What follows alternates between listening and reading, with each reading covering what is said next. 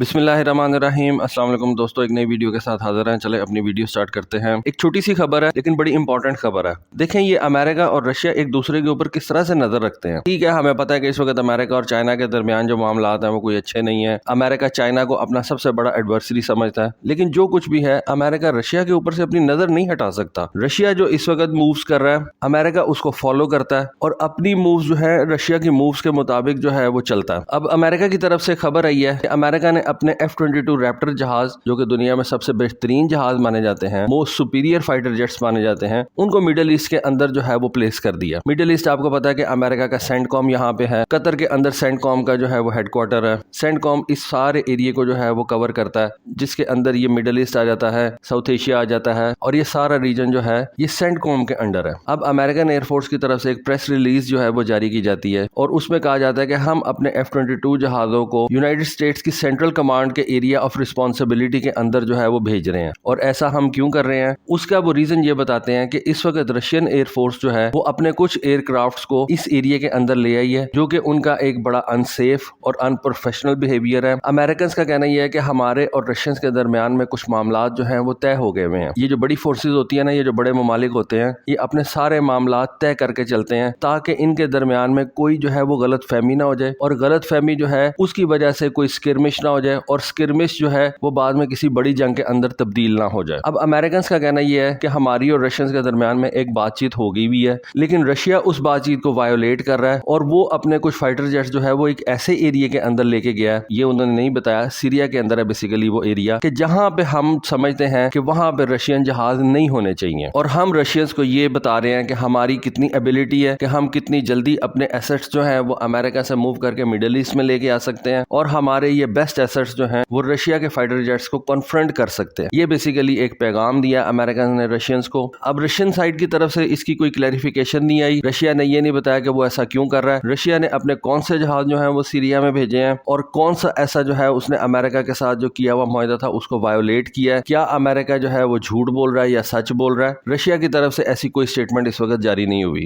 F-22 آپ کو پتا ہے کہ ایک بڑا زبردست جہاز ہے، سٹیلتھ جہاز ہے، اس کی جو ایروڈائنامک پرفارمنس ہے وہ بڑی زبردست ہے، اس کا جو مشن سسٹم ہے وہ اس کو دنیا کے اندر بیسٹ 5th جنریشن کا فائٹر جیٹ جو ہے وہ بنا دیتی ہے۔ اس کے اپنے مسئلے مسائل بھی ہیں، لیکن وہ F-22 کی وجہ سے مسئلے نہیں ہیں، ان مسئلوں کا تعلق جو ہے وہ ماڈرن وارفیئر کے حوالے سے ہے۔ تو اینی وے امریکن فورسز کا کہنا یہ ہے کہ رشین فورسز جو ہے وہ بڑا انسیف پلے کر رہی ہیں، ان پروفیشنلی بیہیویئر ہے ان کا، اور ہم جو ہے وہ بڑی پروفیشنل ایئر فورس ہیں، اور ہم نہیں چاہتے کہ کوئی ایسکیلیشن ہو، کوئی مس کیلکولیشن ہو، اور اس وجہ سے ہم اپنے ایسٹ جو ہیں وہ ایسی جگہوں پہ پلیس کر رہے ہیں کہ کل کو اگر رشینز کا جو ہے وہ مقابلہ کرنا پڑے، رشین جو ہے وہ کوئی غلطی کر جائیں، کوئی معاہدے کی خلاف ورزی کر دیں، تو ہم اپنے جو الائز ہیں یا ہم اپنے جو ایریا آف انٹرسٹ ہیں ان کو سکیور کر سکے پہلے سے ہی۔ اب یہ اس وقت کون سے رشین ایئر کرافٹ کی طرف سے اشارہ ہے، ہمیں یہ تو پتا ہے کہ اس وقت یورپ کے اندر جو ہے وہ کافی زیادہ مسئلے مسائل ہیں۔ کل پرسوں کی بات ہے کہ پھر نیٹو کے جہازوں نے 3 رشیا کے ایئر کرافٹس کو جو ہے وہ انٹرسپٹ کیا ہے۔ انٹرسپٹ آپ بیسیکلی اس وجہ سے کرتے ہیں کہ آپ سمجھتے ہیں کہ رشیا کے کچھ جہاز جو ہیں وہ نیٹو کی ایئر سپیس کے نزدیک آ رہے ہیں، اور یہ الیکٹرانک وارفیئر کے جہاز ہوتے ہیں جو کہ دور سے رہتے ہوئے اسٹینڈ آف رینج کے اوپر رہتے ہوئے آپ انٹیلیجنس گیدرنگ کرتے ہیں